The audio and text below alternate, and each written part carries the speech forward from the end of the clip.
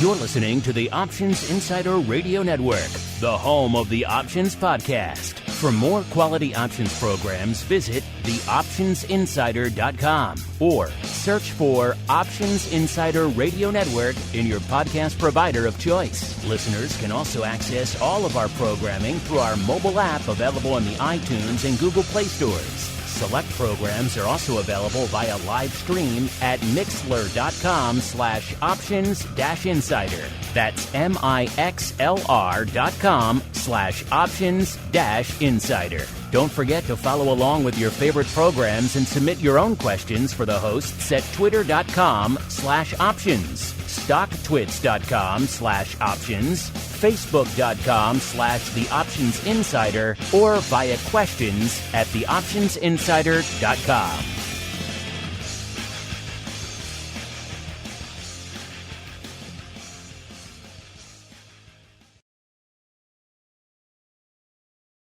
Welcome to the Options Playbook, the program where we break down cutting-edge option strategies and explain how you can incorporate them into your own portfolio. Whether you're looking to grow your capital with some offensive maneuvers or protect your investments with defensive plays, you can find them all in the Options Playbook. The Options Playbook is brought to you by Ally Invest. Anything mentioned today is for educational purposes and is not a recommendation or advice. Options involve risk. Please refer to ally.com/invest/disclosures to review additional risks involved with trading options. Securities offered through Ally Invest Securities LLC, member FINRA and SIPC. Now, let's open the playbook and get started. Welcome to Options Playbook Radio. I'm your host, Brian Overby, Ally Invest Senior Options Analyst and author of the Options Playbook. All right. Well, last week we looked at a bearish trade in the Russell 2000 Index using the iShares IWM ETF. So the symbol was IWM. The markets we talked about being a little frothy in that the IWM had been leading the way and was basically the furthest away from its 200-day moving average. So we did look at that trade, and we built it as more of a 50-50 bet. We had last week, we taped on Wednesday. The markets were closed. The IWM stopped right at $227.00. So it made it very simple for us to pick the strikes in that it stopped right at a strike. So we went 2 points in the money with the put and 2 points out of the money. And we did a 4-point wide spread. And the midpoint based off of the market close was $1.63. Well, this week has been fairly volatile. The market can't decide exactly where it wants to go. Are we going to get some stimulus? Are we not? Interest rate concerns. But bottom line is the IWM since Wednesday of last week ran all the way down on Thursday to 218, kind of hung in that range, tried to make a push back up towards the 227 level, got up to on Friday to 226, I should say on Monday to 226. And now here we are on Wednesday. It's back down around 219. This trade was a short-term trade, and it was a 100% speculative trade, in that we did it so short-term. And we tried to manage our risk by the strikes that we picked.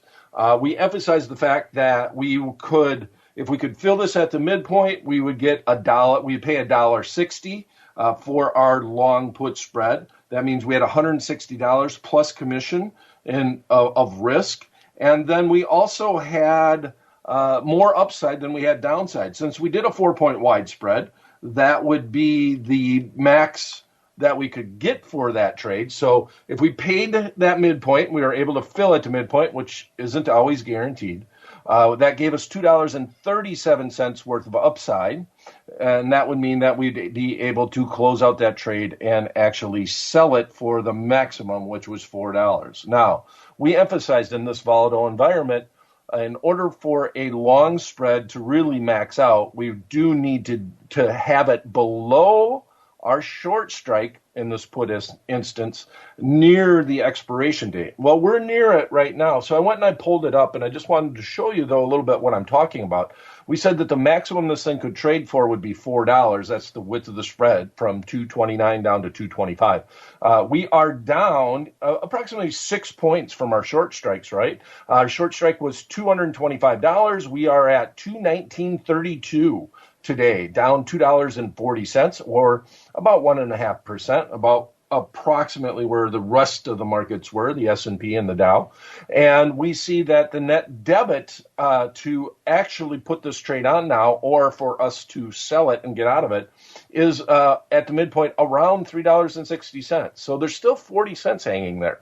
We're down 6 points below the short strike, so we're fairly deep in the money on both of our option contracts, but yet we still can't get out of this trade for anywhere near the maximum on it. So what do we do here?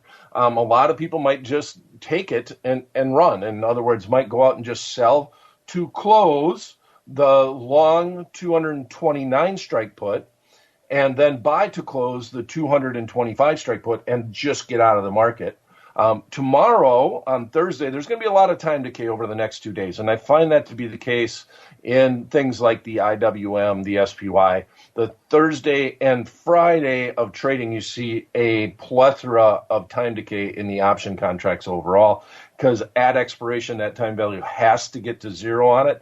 And if it were to stay right here at expiration, you would expect to be able to close this out very close to that $4. Now, very rarely are you going to get $4, because that means that whoever's trading with you on the other side is basically trading for value. You're not giving them any benefit whatsoever. So if I did have this trade on, one of the things that I would definitely do if I was going to stay the course is just put an order in to close this out at a net credit of $3.90. Not $3.95. I'm willing to give them a dime to take the risk off the table, not just a nickel. So I would go and look as a good till canceled order, or basically until that expiration on March 5th, and say I would be willing to take $3.90 if our long spread actually traded for that level. Now, ideally, the smart thing to do is probably to just close it on the open tomorrow and not have these two volatile days of trading. We have potential for stimulus to hit the marketplace. It is in the Senate right now, and it should be on the trading floor. Who knows? There's been promises left and right that we were going to get stimulus, and it's taken months. But every week it seems like there was promises that there would be progress on a stimulus bill. So mainly because that's hanging out over our head, and stimulus would probably affect the small caps more so than even the large caps. The small cap companies are the companies in theory that would need the stimulus more. I would look to just close out the trade, probably on the open tomorrow. It would be a paper trade as always. That's always what we're talking about here. We're just trying to learn here on Options Playbook Radio. But I would just take my money and run in that scenario, because we have 2 days left and we have potential for major news about the stimulus. Okay. So with that said, today we're going to do something similar. We're going to stay on the downside. We're going to kind of pick on the stay-at-home stocks. Zoom announced earnings on Monday, and that's going to be our stock pick for this week. We are going to be bearish, and we are going to be speculative bearish on this trade. Now, once again, in Zoom, we have a lot of volatility. If I look at the most at-the-money option contract, for that March 12th expiration, that's the expiration that we're going to look at. So we're going to give ourselves, in this scenario, 9 days to trade. You're going to have all day Thursday, all day Friday, all day Monday, Tuesday, Wednesday, Thursday, and Friday of next week. And then this contract would expire. Now, the reason why I'm thinking about going bearish on it is that with Zoom, we had a fairly big down day overall, right? Today, we actually saw Zoom down about 8%. But we're sitting on a real rough level for Zoom. Now, one of the things is that we didn't break through to the downside, but we're sitting on basically the 341 level is where Zoom actually made a breakout, and we have a gap in the chart from back in September.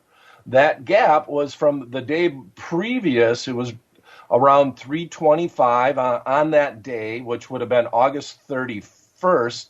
The stock opened at 305 and closed at 325, and then gapped open the very next day on the 1st, a large amount the next day. It gapped open at about $439.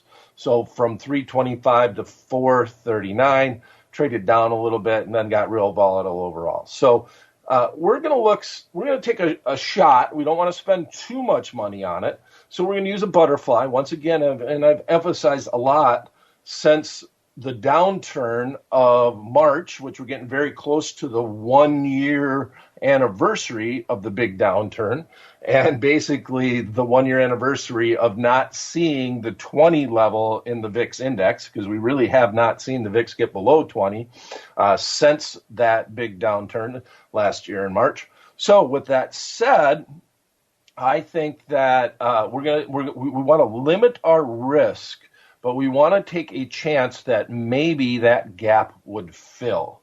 So we're going to target the 300 area with our butterfly, and we're going to look to buy the March 12th 300 strike put.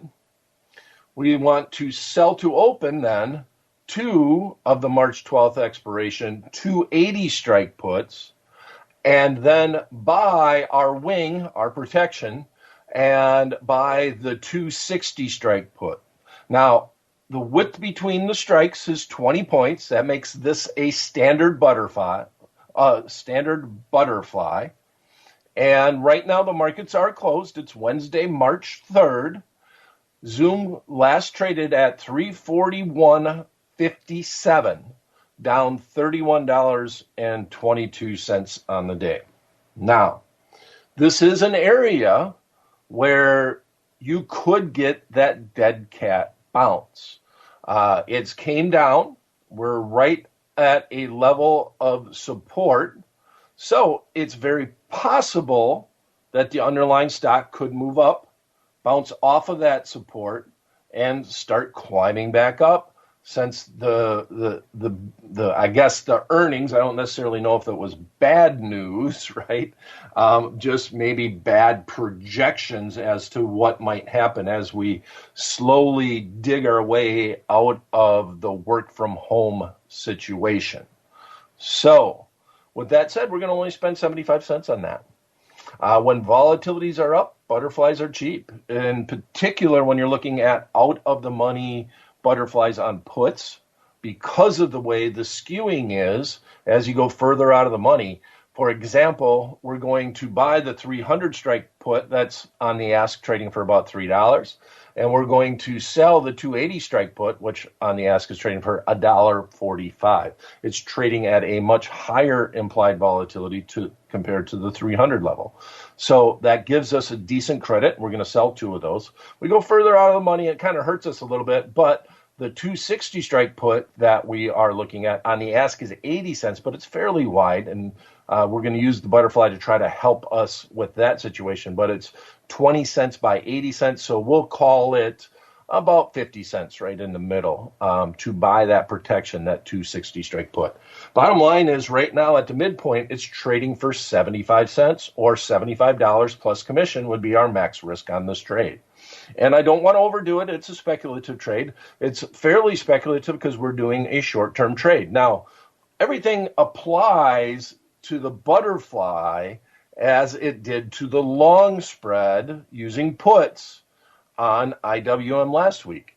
It will max out closer to the expiration date, so we've got to be very careful with the expiration that we pick. We're hoping we get a little bit of a breakout to the downside, and we're not looking for a home run on this trade. If the market got to 280 on expiration, in theory, this butterfly could trade for $20, the width of the spread. But that would mean that on the expiration date, March 12th, Zoom would stop right at 280 and wait for us to collect our money. That's highly unlikely to do. So if I did this trade and I was able to double or maybe triple on the upside, I would look to get out in that scenario. And that if I could sell it at a double, that means I could sell it for $1.50, or a triple, that would mean I could sell it for $2.25 or $225 on my trade. I would definitely consider getting out at that point in time. That would kind of be my goal.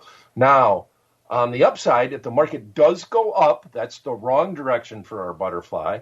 Well, I'm only risking 75 cents, and I don't think I would necessarily manage this trade. If the market were to stay where it's at or slowly go back towards that 400 level, and I could still maybe salvage something next Wednesday, basically when we tape Options Playbook Radio again, I would think about it. If I could get a quarter or so, I would think about it and just kind of say, well, the gap did not fill. I'm going to take my loss and I'm going to salvage a quarter of this position that I can use on my next speculation trade. But in general, we're managing the risk with the butterfly enough that I don't mind losing the 75 cents on this trade. Now, the alternative, if you wanted to get some action just to try to make it relative, and you were just going to buy the put, and you wanted to have substantial upside as the market went down from just buying the put outright, well, that 300 strike put is trading 280 by $3. So the midpoint is $2.90. And so you're talking about $290 versus $75. And you'd have the exposure if the market did drop precipitously over the next 9 trading days. Well, then you would obviously rather just be long the put. But I would rather manage the risk on the onslaught. And when I look to do these type of trades, a lot of times I don't want to adjust the speculative trade. First of all, there's really not enough time to do an adjustment. There are a couple of things that you could do on this trade. I like to adjust butterflies in indexes more, mainly because on these stocks, like especially these stay-at-home stocks that have really benefited, there's just too much risk overall in the general volatility of the underlying stock. When I'm looking at an index, indexes are the definition of some volatility with some predictability. Today Zoom is down 8%, and just think what would happen if the SPX was down 8%, right? It doesn't usually happen on one day, and everybody would be panicking at this point in time if that did occur. All right. So last week's trade in IWM turned out pretty good. You got a decision to make. You got 2 full trading days to get out of it. Do you sell on the open tomorrow? Are you nervous about the fact that a stimulus bill could happen before the weekend? And if it didn't happen before the weekend, I'd feel pretty confident that the underlying stock would probably stay below your short strike. And then this week, we're going to do a butterfly in Zoom Communications, looking for a gap to fill, hoping that the support does not hold on the downside. And we're going to be buying the March 12th 300 strike put, selling 2 of the March 12th 280 strike puts, and buying 1 of the March 12th 260 strike puts. Last trade in Zoom today was $341.57, and Zoom was down $31.22. So that's going to be it for this episode of Options Playbook Radio. If you have a topic you'd like us to discuss on the show, or a question you'd like us to answer on the program, you can send them directly to me at theoptionsguy@invest.ally.com. Thanks for listening. We'll be back at the same time, same place next week. Until then, may all the options you bought finish in the money and all the ones you sold finish out. The Options Playbook is brought to you by Ally Invest. Anything mentioned today is for educational purposes and is not a recommendation or advice. Options involve risk. Please refer to ally.com/invest/disclosures to review additional risks involved with trading options. Securities offered through Ally Invest Securities, LLC, member FINRA and SIPC.